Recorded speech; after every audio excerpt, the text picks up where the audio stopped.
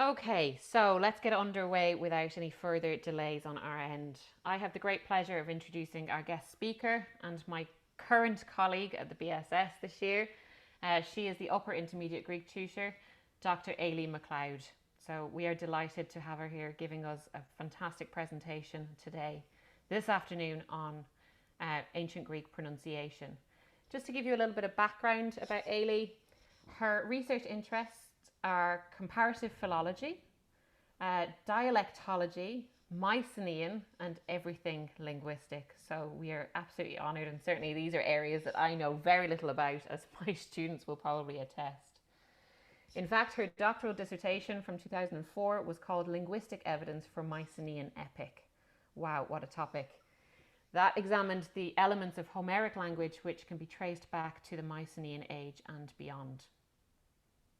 Although Eilidh has recently retired as a classics teacher, she is now embarking on a project which entails learning Sanskrit. So the linguistic element just doesn't end. Perhaps most importantly for today, she is celebrating her birthday. So I hope you join me in wishing her a huge congratulations and happy birthday. And she says herself she's spending it in the best possible way by holding forth on one of her favourite subjects, the correct way to pronounce ancient Greek. We're all going to learn something today. So thank you, Eilidh. And thank you, Kerry. Right, first of all, can everybody hear me? Am I audible? Right, great stuff. Okay, thank you all for tuning in. I'm absolutely amazed with such a big crowd for such a recondite topic. Now, couple of apologies. First of all, my class already are totally aware that technology and I are sworn enemies. So Kerry and I have really been struggling for the past 10 minutes or so. I had 4 images that I wanted to show you during this talk. And as it's turned out, I'm only going to be able to show you the last one, but that's the important one. That's the really important one. Secondly, the subject of Greek pronunciation in ancient times can get a bit technical. I'm going to do my best to avoid jargon and to explain technical terminology, but I'll just do my best for you, okay? Let me tell you about some useful resources on this topic, and you can email me later if you do want to be reminded what they are. There's Vox Graeca, literally the Greek voice, by W. Sidney Allen. Now, I don't agree with everything that he says. I particularly don't agree with all the recommendations that he makes at the back of his book about the way that you should pronounce various phonemes, but it's a good, useful resource. For the French speakers, I'm sure there are lots of you out there. Michel Legendre Phonétique Historique du Mycénien et du Grec Ancien, really interesting. There's a fairly recent book, A Companion to the Ancient Greek Language, edited by Egbert J. Bakker. And there's a good chapter in there about phonology by Philomena Probert, who's also done a lot of work on accentuation. And also, probably my favorite book on Greek language, The Greek Language by the late Professor L.R. Palmer. So that's a terrific read, highly recommended. Right. One thing that's very important to point out at the outset is that Greek, like any language in ancient times, was not pronounced uniformly throughout Hellas, the Greek-speaking world, throughout antiquity, any more than English is pronounced uniformly nowadays throughout the Anglophone world. And we had a really good example of that popped up in class the other day. If you think about the word C-L-E-R-K, in British English, we pronounce that Clark. But as Christina in my class pointed out, the Americans pronounce it, Christina, I apologize for bad American accent, you say clerk, right? Think about the place where the horse race happens, D-E-R-B-Y, we say Derby in this side of the pond. The Americans call it the Derby. The Americans have retained the pronunciation that was current when the Mayflower departed. It's British English that has changed or innovated in this respect. So that's just one example of the way that pronunciation can change in one part of a linguistic area and not in another. So this discussion is going to focus mainly on how Attic Greek, the Greek of Athens, was pronounced circa 400 BC, so around the end of the 5th century, beginning of the 4th century BC. And another word of warning, I cannot promise to cover every single phoneme, every single sound of the language. Right. After all those caveats, let's begin with my number one bugbear. Mispronunciation of the aspirated stops, theta, phi, and chi. These are regularly and inaccurately pronounced as fricatives, sadly, by the majority of classicists. Technical terminology, I've referred to stops. In linguistics and phonology, a stop, also known as an occlusive, is a sound in which the mouth blocks the flow of air at some point. So if you're all muted, just say it to yourself. Say, sounds like p, k, k, b, g, g. The first three p, t, k, are voiceless. The second three b, b, g, are voiced. No involvement of the vocal cords, in other words, in p, t, k. You can try that for yourself. If you want to put your fingers on your throat like that. Don't strangle yourself, just gently place your fingers roughly here and say p, t, k. There's no movement of the vocal cords, but then if you say b, d, g, you can't make those sounds without your vocal cords moving. So that basically is what I mean when I'm referring to voiced and unvoiced consonants. Okay, moving on.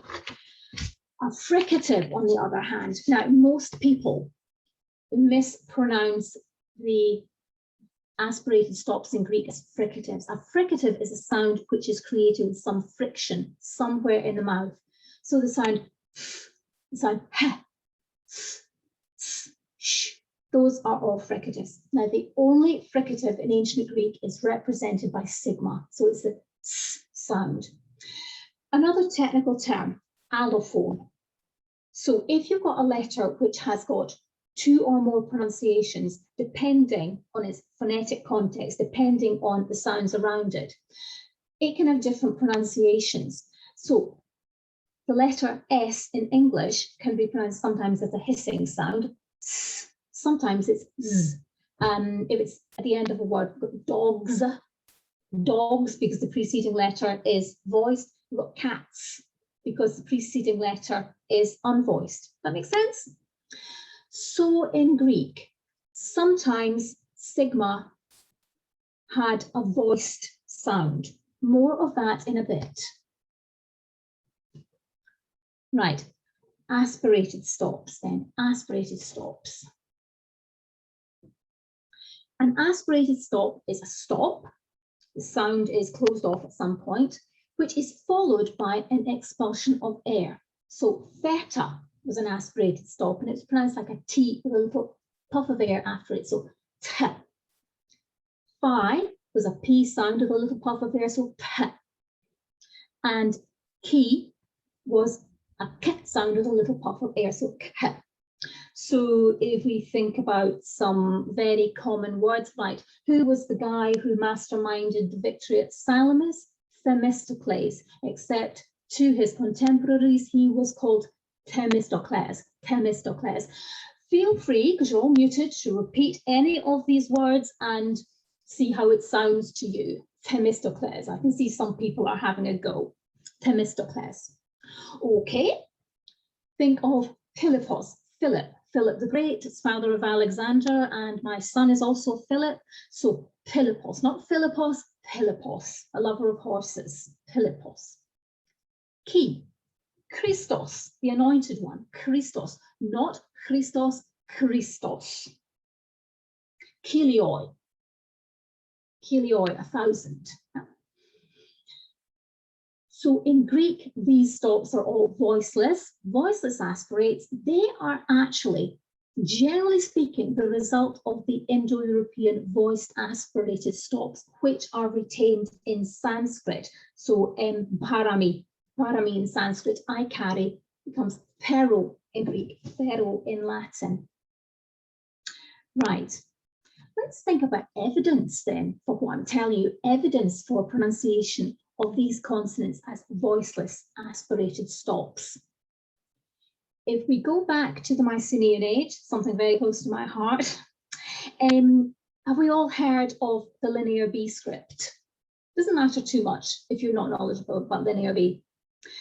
Linear B and its close relative, the Cypriot syllabary. Now, some of you have been on holiday to Cyprus and you've been into the museum in Nicosia. You may well have seen some examples of the Cypriot syllabary. The Cypriot syllabary was used, I think, well into the classical age. I think it was still used for inscriptions in Cyprus in the 5th century BC, and for a time it was actually used alongside the alphabet. More of the alphabet in due course, excuse me. It is my birthday, but I'm just drinking water at the moment. This is not champagne, it's not a gin and tonic. So, Linear B and its close relative, the Cypriot syllabary, do not have separate syllables for p, k, t, etc. They use the same symbols as for the voiceless unaspirated stops, such as pi, tau, kappa. Okay, so that is strong evidence that in Cyprus, at any rate, into the classical period, these sounds were stops, not fricatives. Now let's move forward several centuries. Let's think about Latin. So probably all know that the Latin language borrowed a lot of terminology from the Greek. Now we're thinking, first of all, about quite early Latin. And unfortunately, I can't show you words on the screen, so I will spell them out. Okay, an ampulla, A-M-P-U-L-L-A, French word ampoule.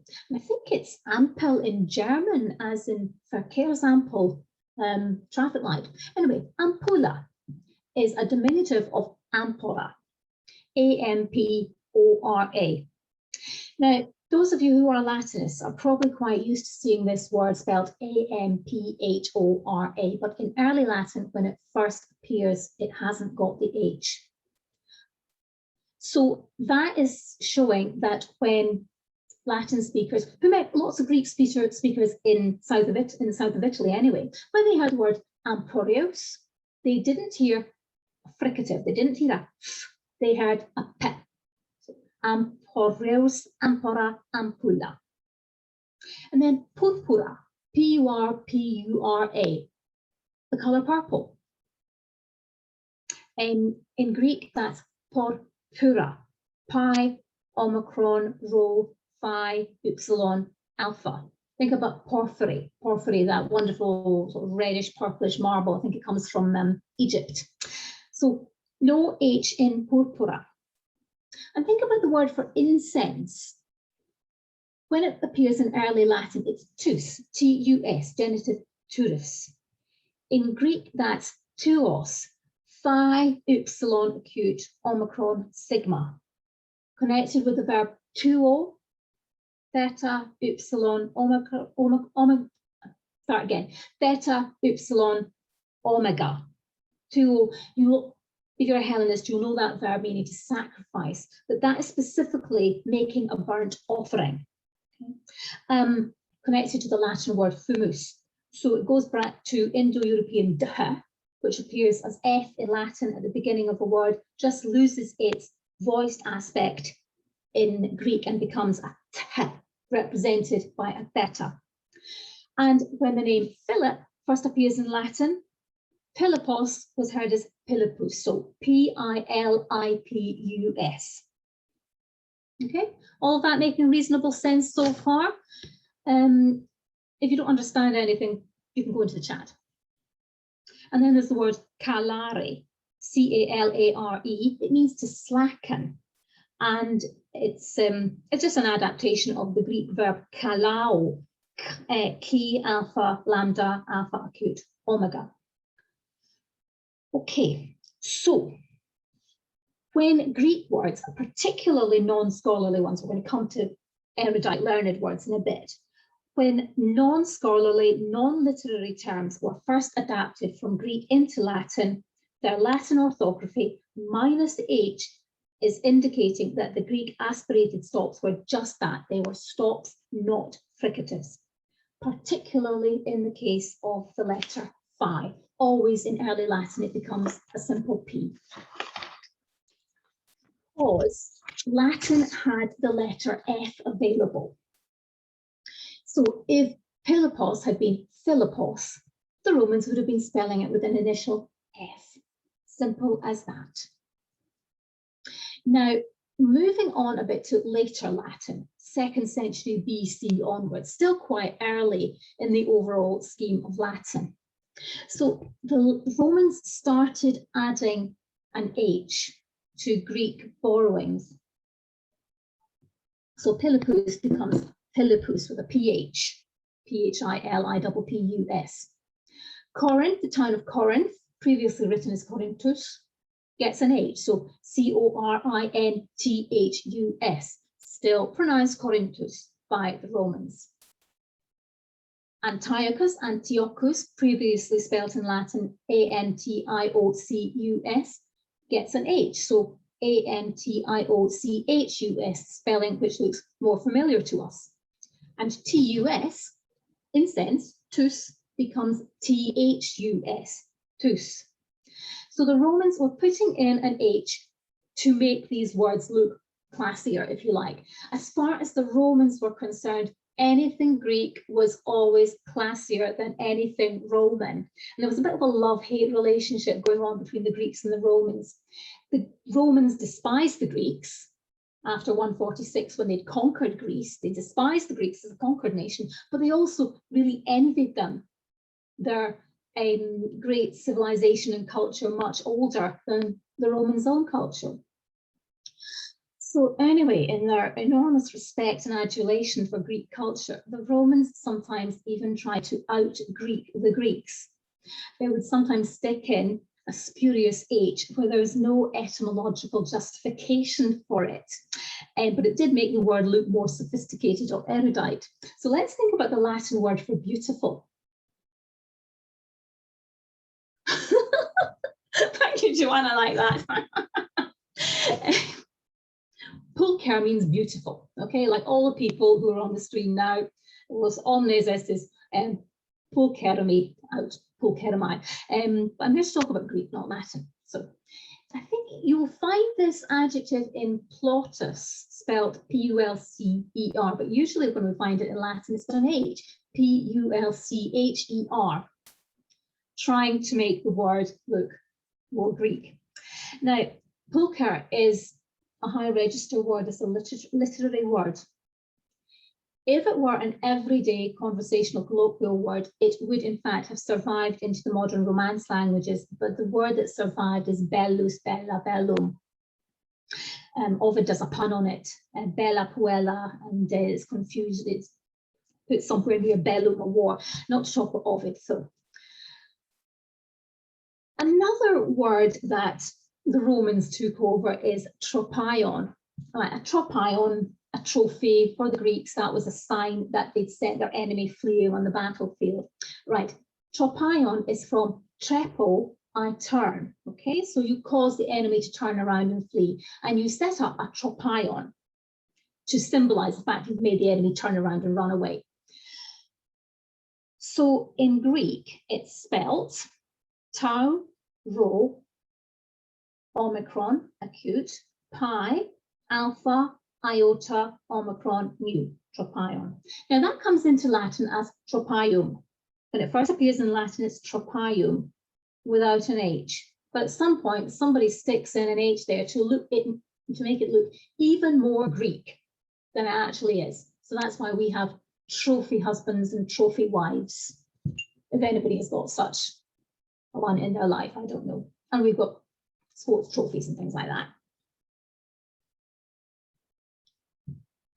Now, this is a less familiar Greek word, triambos. That begins with a theta. We spell it out for you because I can't write it for you. So theta, rho, iota, acute, alpha, mu, beta, omicron, sigma, triambos. This is something that's part of the cult of Dionysus. It's not as well known as the dithyramb, but my understanding is that it's some kind of a hymn in honour of Dionysus accompanied by a procession. And if anybody knows more than that about a triambos, please put it in the chat, because I'd be really, really keen to be enlightened. But the interesting thing about this word is that it gets mangled, and possibly it gets mangled by way of Etruscan. But when it first appears in Latin, it's triumpus, Triumpus. So the earliest spelling is indicating no fricatives in this word. Subsequently, the Romans put in a spurious H, and we get Triumphus. So that is why we have triumphs. And was it, now, did the Italians triumph over the English recently? So those of us who are in Scotland and who are in Ireland won't be too sad about that, and just commiserations to those of you who are in England. And I like the English, okay, let me hasten to add, I've got lots of English friends, I do love you all. So, moving on a wee bit. Now, the pronunciation of the aspirated stops did not remain the same throughout antiquity. They are obviously all fricatives in modern Greek. And the lenition or softening of the aspirated stops into fricatives started at different times in different parts of the Greek-speaking world. Now, I have been told, and I've not managed to check this for myself, so I don't know the source of this information, but I have been told that the process of transformation into fricatives of theta, phi, and chi wasn't complete until the 10th century AD. However, Laconian, okay, we've got somebody voting for the Greeks here. We could actually end this session by having a, no, we'll not have a vote. So Laconian is the dialect of Sparta. And the transformation of te, which is represented by theta, seems to have started very early. It seems to have become a fricative before a vowel by the end of the 5th century BC. Now, this is suggested by Aristophanes' Lysistrata. Are we all familiar with the Lysistrata? It's quite a raunchy place where the women decide they're going to have a sex strike until the men end the war. So there's a Spartan character, Lampeter, in this play. Now, I really like her. She's very, very feisty. So unlike your sort of average Athenian lady, Lampeter is very outspoken, and she engages in athletic training, which was a common thing for Spartan girls. So Lampeter is saying, by the two gods. And for the Spartans, the two gods, of course, were Castor and Polydeuces. So she says, Naito Sio. So it's written in Aristophanes' text as sigma, iota, omega with a acute. In Attic, it would be teo. For the Athenians, if you're swearing by the two gods, of course, it's Demeter and Kore. I don't think this means that Spartans were actually saying by that point. I think they were saying something that sounded like before a vowel anyway, but there wasn't a letter in the alphabet available to represent the sound at that stage. So I think sigma was the closest Aristophanes could get to representing the fricative sound. Now, we've also got evidence from Thucydides writing, but at the same time writing in the late 5th century for Spartan pronunciation of a theta as. So at one point, now, if you want to go and check this up, it's Thucydides 577, and it's in part of a treaty that the Spartans made. And it refers in the sort of Spartan bit of the treaty to sumatos. Presumably they're pronouncing this thumatos. In Attic Greek, it's thumatos, theta, upsilon, mu, alpha, tau, omicron, sigma. Tuma is related to tuo and fumus and so on. So it would be, I think, a burnt offering. And then in Laconian, we get Parthene, probably Parthene, vocative of Parthenos. So that is Spartan. I said I was going to speak mainly about Attic, but I just thought this was so interesting. So the Spartans seem to have changed their pronunciation of the T sound. And this appears in Spartan inscriptions from the 4th century onwards. This sound change of T to ts seems to have started earlier in the West Greek dialects. So when I say West Greek dialects, I'm talking about the Doric dialects down in the Peloponnese and across in Italy. That seems to have started earlier there than the West Greek dialects. So when I'm talking about the East Greek dialects, I'm talking about Attic and Ionic. Attic and Ionic form part of a close group of dialects. If we think about circa 1000 BC, when a lot of migration started across the Aegean, so we've got Attica as the base of this dialect. In my thesis, which you can find online incidentally, it's had about 4 million hits and sort of 300 and well, all but about 6 of them have been me, right? But it's sort of postulated that Proto-Ionic was what was spoken in Attica late 2nd millennium BC, and then people started migrating across the Aegean, taking their dialect with them. So we've got Attic and Euboean as West Ionic, and then we've got Central Ionic in the islands, and then we've got in Ionia we have got East Ionic. Anyway, I'm just havering, aren't I? In Attic and Ionic, they seem to be more conservative in this regard and retained the dental aspirate for quite a long time after the Spartans started changing the pronunciation. Now, let's think about the alphabet. So some of you are probably well aware that the Greek alphabet is based on the Semitic alphabet. So if you know Hebrew, you're reading a form of the Semitic alphabet, which is quite close to Greek if you look at it carefully. It's also related to Arabic script. I can't read Arabic, but never mind. So the Greeks had linear B script in the Bronze Age. Now that fell into disuse at the end of the palace system. So it seems that for a few centuries, the Greeks didn't have writing. The earliest evidence for alphabetic writing in the Greek-speaking world appears in the middle of the 8th century BC. Now, this doesn't mean the Greeks hadn't adopted the alphabet that they got from the Phoenicians, okay, from roughly modern Lebanon.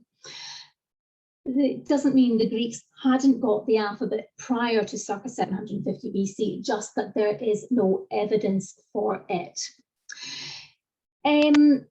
So why am I talking about the Semitic alphabet? The Semitic alphabet had 2 symbols for T sounds. Now, the first one is tet, which is quite an emphatic pronunciation. The other one is tau, not quite as emphatic. Tet became theta, and tau just became tau. Okay. So the fact that tet was adapted to represent to become theta is indicating again that theta represented a non-aspirated dental stop.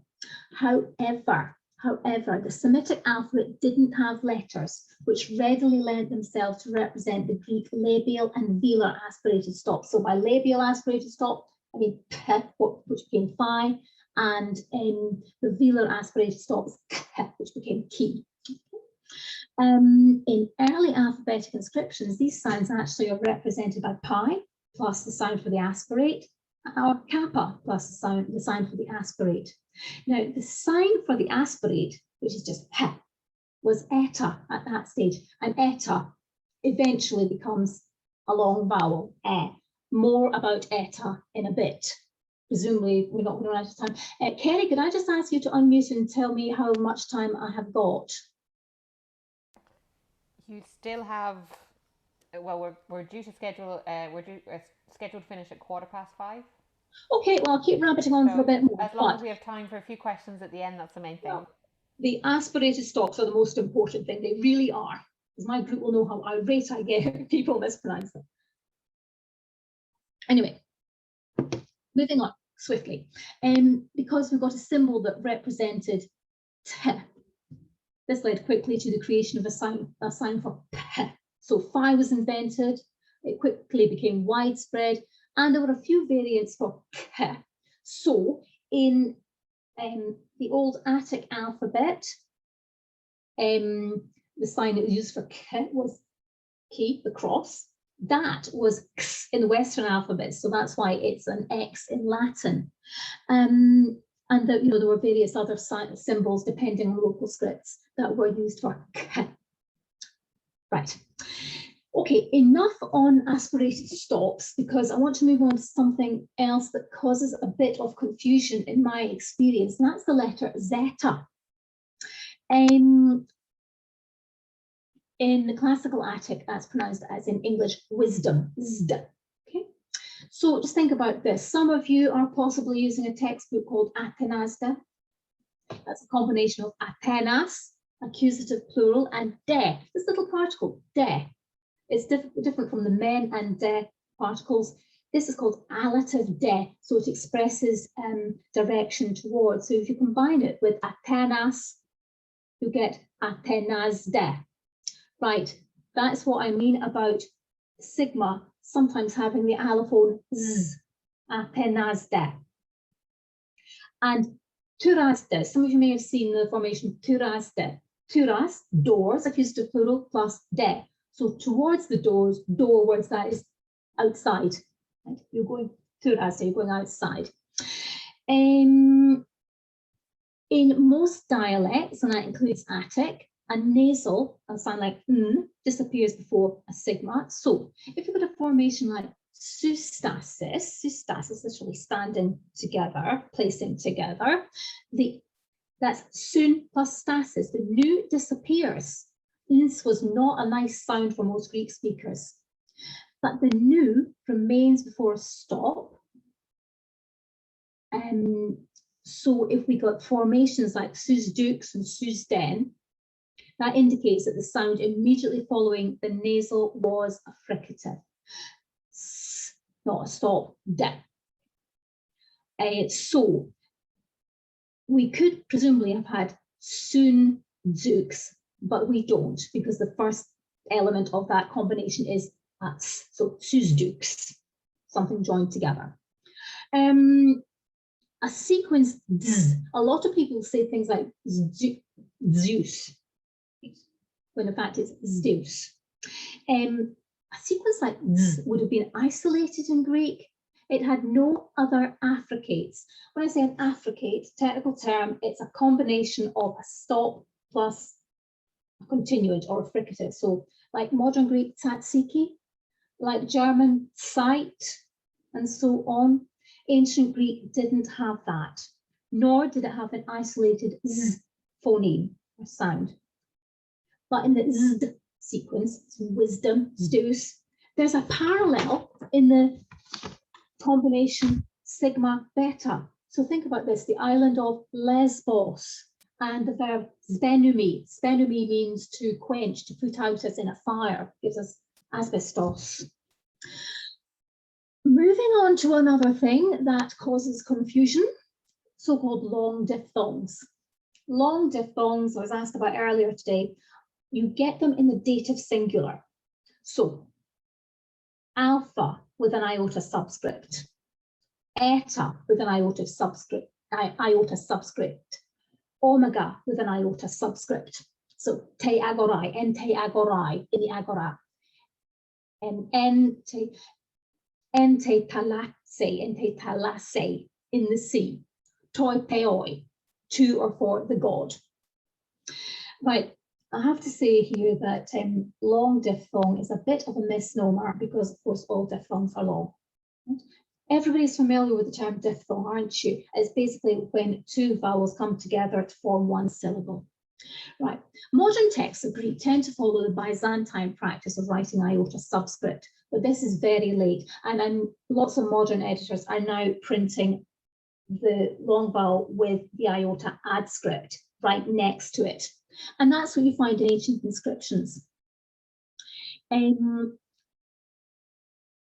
Attica, I mean, if you go to museums in Athens, you will find lots of inscriptions about decrees of the assembly, the ecclesia, and you will find edoxe tei ecclesiae. So edoxe, it seemed, that is, it seemed good to the assembly, and the tei is tau, eta, iota, adscript iota. Ecclesiae is epsilon, kappa, kappa, lambda, eta, zeta, iota, alpha, iota. Yeah, blame the Byzantines, that's a good idea. So this is strongly suggesting that the dative singular was pronounced ecclesiae. Okay. And there's further evidence from Latin. Cambridge Greek and Yellows, can't beat them, can you?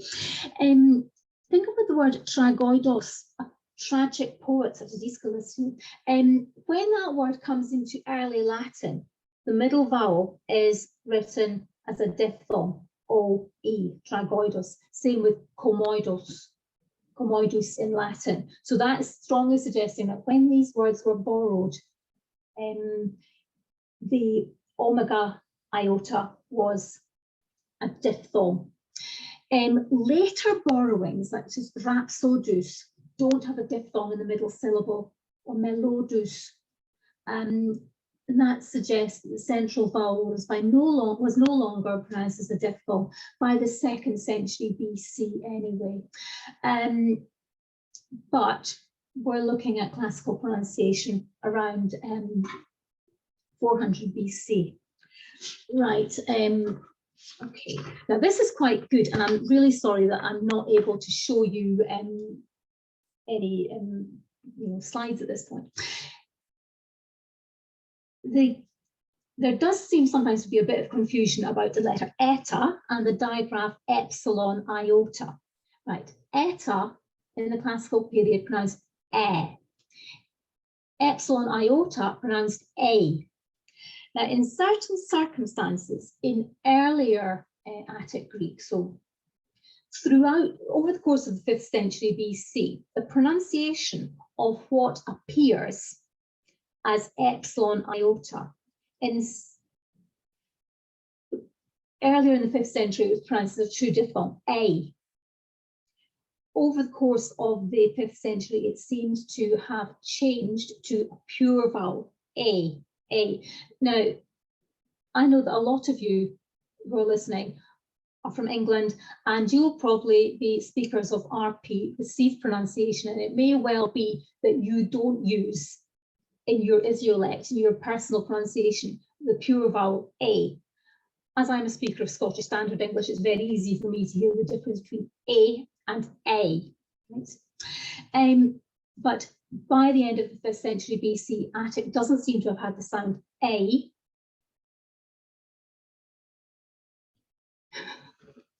Well, when I was 14, I wouldn't have understood any of this either. When I was 14, I hadn't even started learning Greek.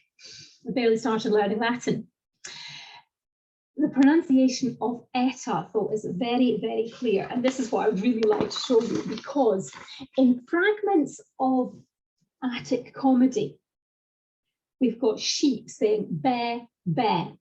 And that is written beta, eta, circumflex, beta, eta, circumflex. So bear, bear. Now, human speech changes. Right? Modern Greek pronunciation is very different from ancient Greek pronunciation, but sheep don't change the way they speak. In modern Greek, that would be v, but I've been to Greece and I've heard sheep and goats and they don't say v, they still say bear, bear. Have you heard of the Alexandrian lexicographer Hesychius? Doesn't matter if you haven't, but he preserves lots of out-of-the-way dialect words, and he gives us one, beban, and he glosses it, he explains it as probaton. Probaton is either a sheep or goat. I think Liddell and Scott would tell you that probata are small cattle. So sheep and goats would run around in the same flock in ancient times, and I've also seen them in the same flock more recently in Greece. So beben is onomatopoeia. And then there's a verb mekaomai to represent the bleating of sheep and goats. And that's in the Iliad. And there's also another verb, blekaomai, which represents what sheep and goats say. Okay, so A, back to epsilon iota, it indicates a closer sound, A. And by the end of the 5th century BC, when the Ionian alphabet was introduced, that was 403 BC incidentally, epsilon iota was now used to indicate an inherited long close E or A as an infinitive ending of ekein and legein. This had never been a diphthong, but there are also words which have got epsilon iota resulting from contraction. So think about trace, meaning 3, that's contraction from tres. And Amy, I am, is actually from esme. So both types, both the inherited types and the contracted types, they were clearly pronounced the same way by the end of the 5th century BC. Now, I know this is technical, okay, and I did warn you that it was going to be technical in parts, but it's very difficult to make this kind of thing non-technical, if you see what I mean. Just moving on, a couple more things to say. So, in connection with those E-type sounds, in the Old Attic alphabet, the letter epsilon had done service for all E sounds. In the Old Attic alphabet, Omicron did service for all O sounds. So what was later represented by Omicron itself, Omicron upsilon, and omega. Right, first of all, omega. And incidentally, the Ionians cleverly invented this letter. It's a long open sound, and they invented it by just opening out the bottom of an omicron. So omega, capital omega, looks like a train tunnel in my opinion. So omega represents a long open vowel, O, whether that's an inherited one as in ego, or pempo, I send, or it could be the result of contraction as in timao, which becomes timo, I honor, nikaomen, becomes nikomen, we win, we defeat. And we can see its long open character again in onomatopoeic verbs such as bromastai, that's what a donkey says, onos, onoi, bromontai, perhaps, and crosdane. Crosdane is what crows say, it's a bit of a no-brainer, isn't it? To call, crosdane. Now, here it gets a little bit more complicated. So if we think about contracted verbs such as deloo, I show, I make clear, or duloo, I enslave. Now, in the earliest inscriptions, do cows go? No, cows go moo. That's very, very good. I don't know what Aristophanes would say about that. The thing is that there are far more sheep and goats in Greece than there are cattle. Right. What we write in Greek is omicron upsilon, and we pronounce u most of the time. That was reserved for the diphthong o. Sometimes that was the result of the loss of digamma. Everybody know digamma? It looks like an F, but it was pronounced w. Okay. So sometimes when you find omicron upsilon, it represents o. But during the course of the 5th century, omicron upsilon also came to be used for the products of contraction. So think about, now you'll find this once or twice in Homer. Joanne, that's a good question. There is no evidence for a written digamma in Attic or Ionic, but it's there in a lot of other dialects, and Laconian, Sparta again, kept it until possibly as late as the 3rd century AD, but I'd have to go and check that. And also, you might want to Google Saconian. Saconian is a modern Greek dialect which preserves an awful lot of features from ancient Laconian. Yeah, so sometimes in Homer, very occasionally you find this archaic genitive, double Omicron, o. Or sometimes it's written oo, the genitive that we come to expect, but the line only scans correctly when you restore double Omicron. So hippo, genitive of horse, hippos, would be hippo, and that was contracted to hippo, and then it came to be pronounced as hippo. So that sound was monophthongized, it became a pure vowel. Now, in Attic, this sound subsequently was raised and it became an oo. With evidence for that, because in the mid-4th century BC, when the Boeotians adopted the Ionian alphabet that the Athenians were already using, they used Omicron upsilon, oo, for their own sound, oo, because upsilon in Attic had already been raised in front to u, as in Uber in German. Right, so 2 things here. Attic o had been raised to u, but probably by the beginning of the 4th century, and Attic upsilon had become u. So humno is the genitive of humnos, a hymn, right? Are people's heads spinning? Whirling round and round and round? I wouldn't blame you if they were. Right, I'm nearly done. I just want to say accents are really, really important.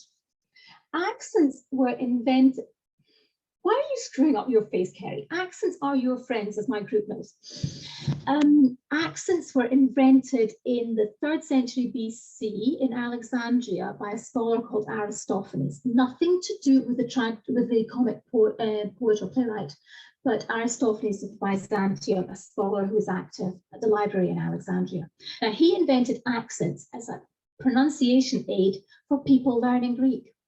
So the acute accent shows a rising pitch. Greek was a tonic language. It had a pitch accent in ancient times.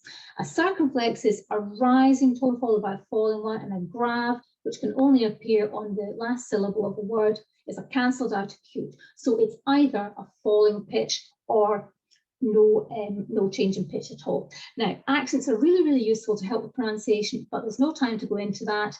It's an entire other seminar. Now, Kerry, could I ask you to share the screen? So what we're going to do is a bit of I say, you say. I've got 4 passages here. We might only have time for a couple, but these are copied from, first of all, Plato and then Xenophon. So we've got here a couple of prose authors who were active circa 400 BC in Athens, although Xenophon had to disappear for a while for political reasons and he went to Persia. Okay, I say, you say. You have got an option here. If you're shy, stay muted. If you feel brave, you can unmute yourself and read along with me. Who feels brave? Maybe I'll read first and then you can unmute yourselves and we'll all read in unison. So this is from the beginning of the Republic. Thank you, Razvan, if you're here, for reminding me the other day about this passage. So Socrates is saying how he went down to Piraeus with Glaucon. He was going to pray to the goddess. This is Bendis, who's recently arrived in Athens from Thrace, and he's going to watch her festival because this is the first time it's been carried out in Attica, and there's going to be a torch race. So kateben ktes es peraia meta Glauconos proseuxomenos tatei theoi kai hama ten horten bulomenos theasastai tenatropon poiasusin hatenun proton agontes. I'm going to read it again, and you may read it with me, either muted or unmuted. So 1, 2, 3. Kateben ktes es peraia meta Glauconos proseuxomenos tatei theoi kai hama ten horten bulomenos theasastai tenatropon poiasusin hatenun proton agontes. Okay, 1 or 2 people were brave.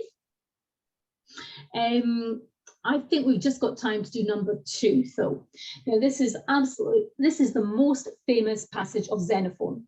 This is from the Anabasis, March of the 10,000, and they have been wandering through Persia, and they've had a dreadful time, and some have died of starvation and frostbite. Some have lost toes as a result of frostbite. A lot of them have been killed, but this is where they finally see the sea. So they come out up Mount Thekes, and Xenophon is in the rear of the procession, and he hears this shouting, and he rushes forward to see what it is, and the men are all shouting, "The sea, the sea."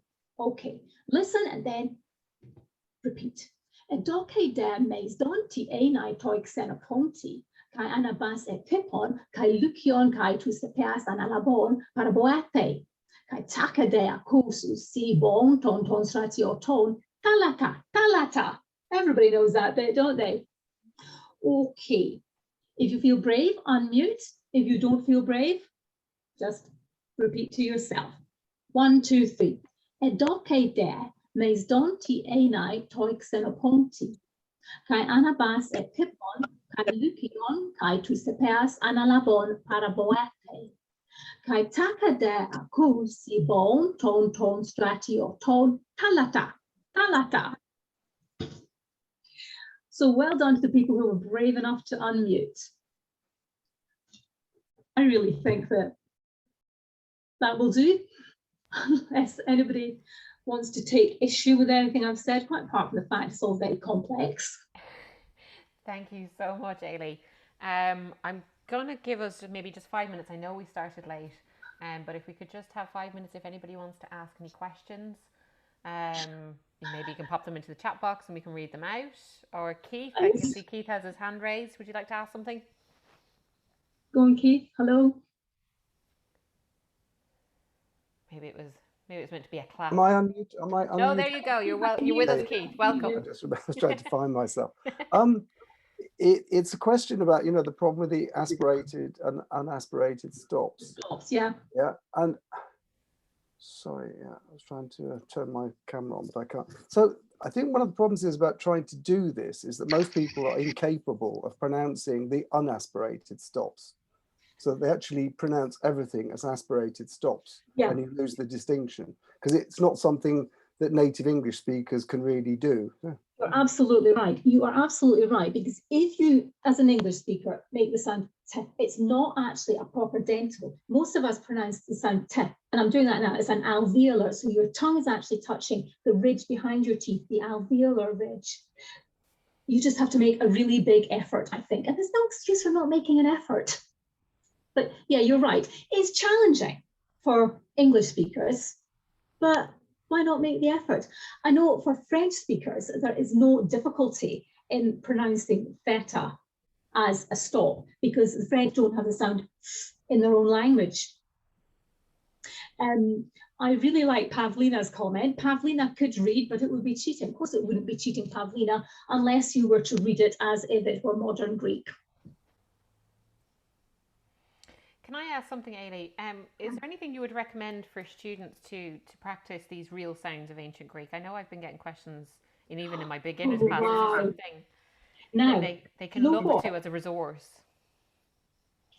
On YouTube, there is a very old recording of a classics teacher from Dr. somebody, and I wish I'd made a note of his name, but this is actually a record, an LP record, and he recorded this, and he's reading passages from Homer and Pindar and maybe Demosthenes and one other prose author.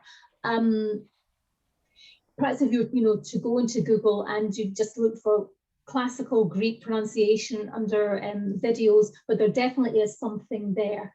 And a word of caution about Homer. When I read Homer aloud, I use the pronunciation I've been describing to you for classical Attic. Now, the Iliad and the Odyssey come from Ionia and were probably written down circa 700 to 650 BC. So, of course, the way that we're pronouncing classical Attic is not going to be accurate for 7th century or 8th century Ionic. However, it's a damn sight more accurate than what most people do in their attempts to pronounce ancient Greek. Great. Have a look on YouTube. Yeah, that would be really good, because I know my own students are asking me, and I was stalling them until this wonderful presentation today so that I could send them somewhere. Lauren got a question about Palmer's Greek language, right? That's terrific. Now, the other book, I would say, apart from Palmer, the best book is Michel Legendre Phonétique historique du grec ancien et du mystérien. So that's great if you are a French speaker, not so great if you're not. I really like that one, so. Because I know that there's some resources online. I know my own students have been using them from the Open University pronunciation websites that do help. But if there was something that you could recommend, that would be great. Any other book recommendations, we can forward them on to students later on, or any video recommendations. Also, Walkstriker, which is quite good. The thing about some of these books is that they can get very technical, and sometimes there's no avoiding it because linguistics is technical. C'est formidable, je parle français. Would anybody else like to ask a question? I know we've gone over time, so I don't want to put pressure on anybody if people have to leave. I know that most of you have had classes already today, so I just want to take this opportunity just to thank Eilidh once again, joining us on her birthday, giving over her afternoon as well as teaching already for us 2 sessions today, giving over her afternoon as well to giving us this presentation, and something that we can all think about, particularly those of you in the Greek classes, thinking about how we pronounce this and what difference this makes to how we understand the language, not just the reading and the literary side of it, but the linguistic side and pronunciation, which is often overlooked. I know I'm guilty of it in my own classes. So thank you so much to Eilidh. We really appreciate that. Well, thank you so much. Thank you. I just hope that you get something out of that, because much as I strove to make it non-technical, I know there was a lot of technicality in there. And to be quite honest, I think that for this to make much sense, you really have to have been learning Greek for quite a few years. So there's hope. There's hope for my beginning. There's hope for everybody. There's hope for everyone. There's hope for me. I don't know everything there is to know about ancient Greek. I'm still learning. I've been learning ancient Greek now for 42 years, and there's still more to learn. That's what we want to hear. So we can keep coming back every year to Belfast Summer School, and you can still learn something. I don't know if I'll be like that now, but there we are. Thank you so much, everybody. Thank you so much, guys. We're nearing the end, of the Belfast Summer School 2021. So thank you all for joining us. We do have another speaker tomorrow afternoon as well, before our classes finish up on Friday. So we hope to see you all there. And thank you to Eilidh, and happy birthday from us all. Thank you so much. Thank you so much. Goodbye, everyone. It's great to see so many familiar faces. Bye, everybody. Thank you all. Thank you. Bye.